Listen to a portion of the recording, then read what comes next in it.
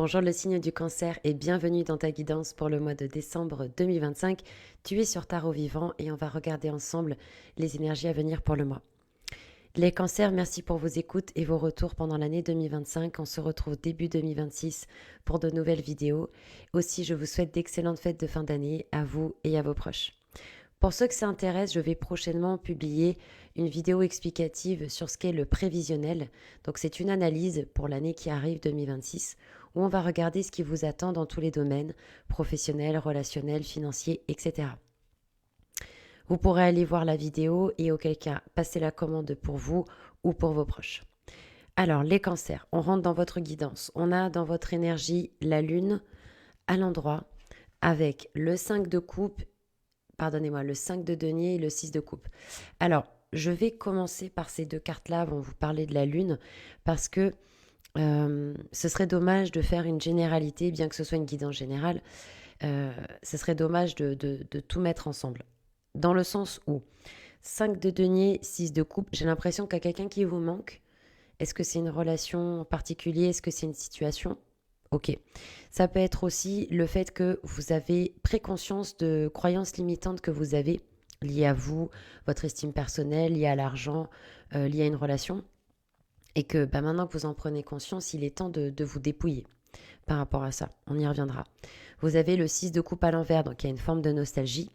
Peut-être qu'il y a certains cancers, alors je ne veux pas faire encore une fois de généralité, mais le cancer étant très famille, 6 de coupe à l'envers dans vos énergies, il y a peut-être des cancers qui souffrent de ne pas pouvoir être en famille cette année pour les fêtes, ou qui sont seuls. Et ça peut être très douloureux en fait. Il y a un manque en tout cas au niveau émotionnel. Maintenant, vous avez la lune dans votre énergie et à l'endroit. Donc j'ai le sentiment qu'il y a quand même des cancers qui prennent conscience d'émotions, qui prennent conscience de choses qui étaient cachées et là qui émergent. À vous de voir au niveau astrologique. Il me semble que Jupiter est en cancer. Ça peut être intéressant de regarder votre charte, de voir ce qui se passe pour vous dans le ciel, pour ceux qui sont réceptifs à l'astrologie. Mais la lune me fait penser qu'il y a un gros travail de fond que vous êtes en train de faire. Donc déjà, bravo, parce que c'est jamais évident. La lune, il y a une notion d'initiation.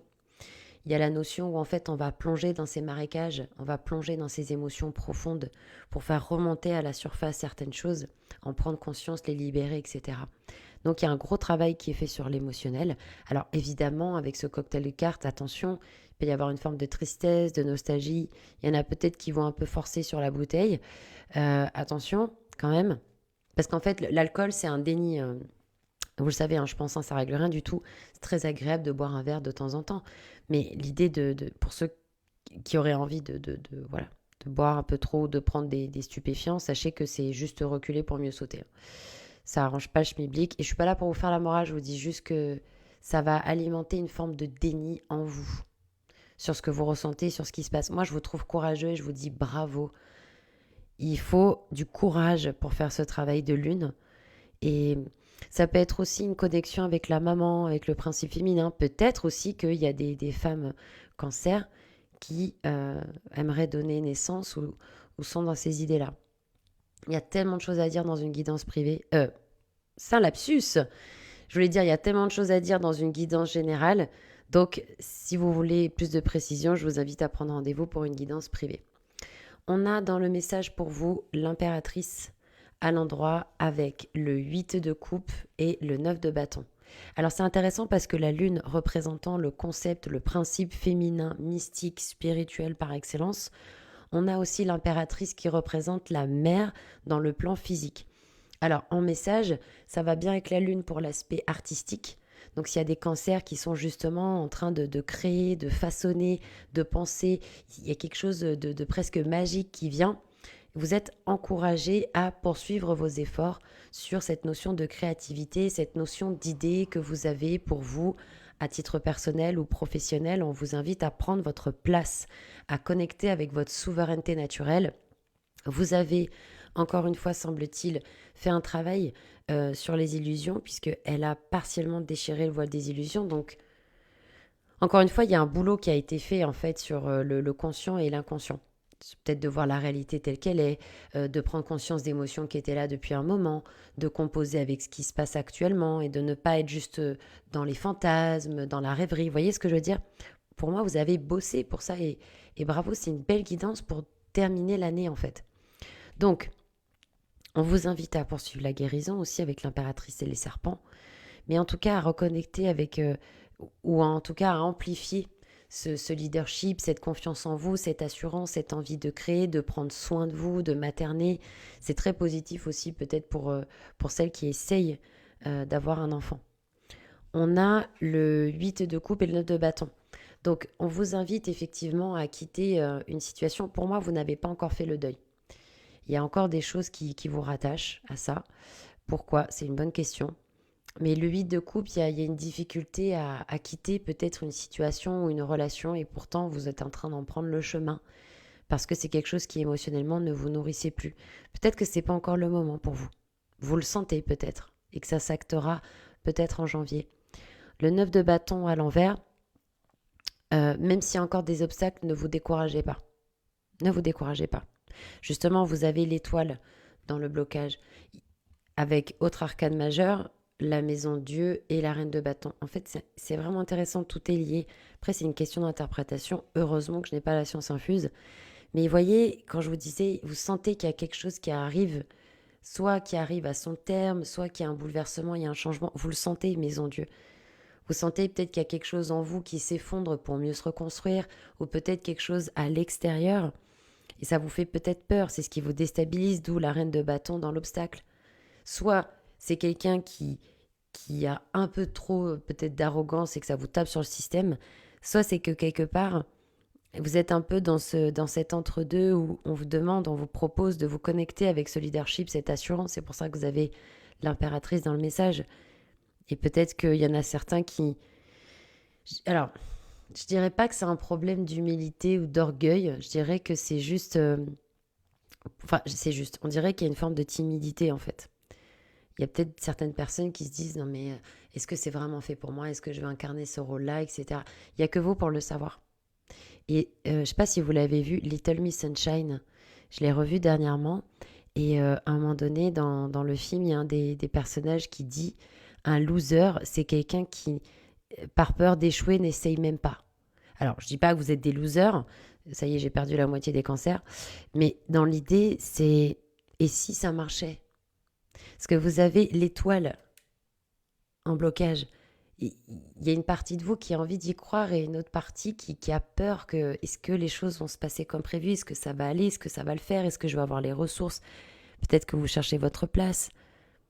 Il y a peut-être un problème de foi en vous, de foi en l'intelligence de la vie. Il y a peut-être aussi certains cancers qui sont franchement crevés en fait, hein, c'est possible aussi. Vous êtes peut-être fatigué avec la lune, ça brasse beaucoup. Vous avez peut-être des angoisses, peut-être faites des cauchemars. Vous êtes peut-être fatigué. C'est peut-être le moment de prendre soin de votre énergie, justement. Avec la reine de bâton, on peut aussi l'interpréter comme ça. De prendre soin de vous. D'ailleurs, en potentialité du mois, vous avez le monde à l'envers, avec l'arcane sans nom et 10 de bâton. Vous n'êtes tellement pas les seuls signes en décembre à avoir eu ce genre d'énergie qui, pour moi, c'est pas facile à encaisser, comme si d'un coup on prenait conscience, on se prend une grosse claque. Mais en fait, on se rend compte qu'il est temps de déposer un fardeau dans lequel qu'on ne veut plus porter, quelque chose dans lequel on ne veut plus participer, parce qu'en fait, c'est pas fait pour nous, ça l'a peut-être jamais été, ou ça ne l'est plus. Et donc 2025, on dépose ça en décembre, pour commencer 2026, qui sera une année 1/10 en numérologie, pour commencer l'année avec légèreté, enthousiasme, libération, positivité, etc., etc. Là, vous êtes en plein twist, hein, comme d'autres arcanes d'ailleurs, comme d'autres signes, pardon. L'arcane sans nom, en potentialité du mois, c'est on va enfin se délester de poids, de choses qui sont lourdes, émotionnellement parlant. Ça peut être des habitudes, des façons de penser, des relations, peut-être un job, peut-être un lieu de vie, mais on dépose un fardeau en fait. Et à titre... alors, je ne l'ai pas dit pour les autres vidéos, mais apparemment, j'ai appris que la pleine lune, la nouvelle lune, la pleine lune de ce 5 décembre, 5-6 décembre était hyper puissante. Et il y avait un reset, il y avait un avant et un après. Donc c'est sorti dans beaucoup de guidances, hein, ce cocktail d'énergie-là. Vous déposez un fardeau, dites pas 10 de bâton. L'arcane sans nom, voilà, on tranche, on développe aussi l'intuition, hein, ça va très bien avec la lune, puisque dans la carte originale de l'arcane sans nom, normalement, elle a une lune en fait dans sa tête. Donc beaucoup d'intuition, là, vous reconnectez avec plus d'intuition. Et le monde à l'envers, donc ça stipule pour moi qu'il y a une invitation à justement, en bon cancer, parce que les cancers, ils ont cette facilité, je dirais, je ne sais pas si c'est le bon mot, mais à pouvoir faire, à se replier sur eux-mêmes comme le crabe, quoi, et à être dans leur cocon. Vous êtes invité à vous retrouver avec vous-même, à faire le point. Par contre, deux choses. La première, c'est attention à ne pas vous faire manger par vos peurs, parce que le monde à l'envers, c'est aussi on est mangé, on est grignoté par ses peurs, ses angoisses. Donc attention à qui parle. Quand vous raisonnez, quand vous pensez qui parle. Est-ce que c'est votre mental inférieur qui va vous faire douter, vous faire culpabiliser? Ou est-ce que c'est votre âme? Est-ce que c'est votre enfant intérieur? Est-ce que c'est votre esprit? Est-ce que c'est votre intuition? Soyez attentif qui parle. Et aussi, deuxième chose, le monde peut se mettre à l'endroit. Et à ce moment-là, à partir du moment où vous avez fait le point, où vous êtes recentré, réaligné avec ce qui est important pour vous, connecté avec votre créativité en laissant partir le passé pour accueillir le nouveau, tac, monde à l'endroit, synchronicité, bonne opportunité. Et c'est vraiment le happy end. On a en conseil pour vous le battleur à l'envers, qui est l'arcane opposé du monde, roi de coupe et le jugement. Je vais vous le dire tout de suite avant d'oublier. Il y a ce côté avec le jugement à l'envers de faire un travail d'intuition, justement. Jugement à l'envers, c'est que ça peut nous faire penser au 8 de coupe et l'arcane sans nom, où on disait qu'il y avait quelque chose qui allait probablement s'arrêter, voire même s'effondrer avec Maison Dieu pour votre plus grand bien. Et avec le jugement, on vous invite pour moi à ne pas rester dans le décor, dans la forme de « Ah, j'ai perdu ça » ou « Ça s'est transformé, ah mon Dieu, comment je vais faire ?» Mais vraiment de voir au-delà des formes, de ne pas être dans le jugement de vous-même ou d'autrui. Vous avez le droit de changer, vous avez le droit d'évoluer, vous avez le droit de changer d'avis en fait.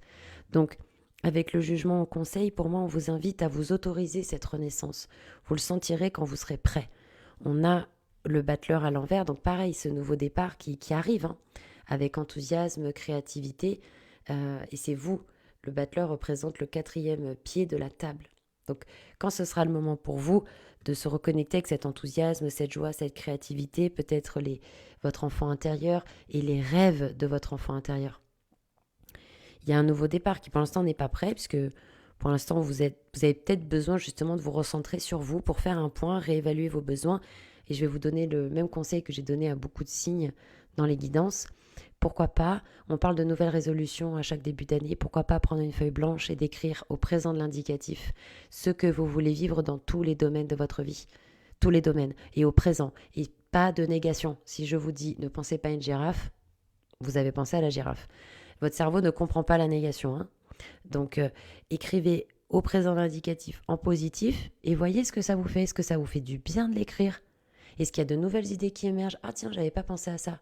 Je donne un exemple, je me suis mis au Qigong il n'y a pas longtemps, mais j'adore cette reconnexion avec le corps. On sent l'ancrage. Il y a aussi un travail avec la respiration, mais ça fait un bien fou en fait. Donc il y a encore des choses à découvrir. Où est la magie dans votre vie? Où est l'enthousiasme, la créativité? Soyez curieux. Et le roi de coupe à l'envers. Alors là, je ne sais pas pourquoi vous avez un roi de coupe. On va regarder. Est-ce qu'on peut avoir une précision pour les cancers? Décembre 2025, il y a une carte qui a sauté, l'impératrice. Ok. Bah écoutez, hein, je vois pas. Ah, c'est peut-être lié à... Ah oui, ok, d'accord. C'est peut-être lié à ce besoin de prendre soin de vous, de vous materner. Le roi de coupe, c'est un personnage avec une très grande intelligence émotionnelle, puis c'est le roi. Hein, donc dans la cour, il y a une forme de maturité, de sagesse. Vous avez peut-être besoin de ça. Peut-être que vous avez justement besoin de cet amour et de cette tendresse, de prendre soin de vous, d'être le meilleur ami, le meilleur coach, le meilleur thérapeute, si je puis dire, pour vous-même. Les cancers, c'était un plaisir. On se retrouve début janvier. Prenez soin de vous et d'excellentes fêtes. À bientôt.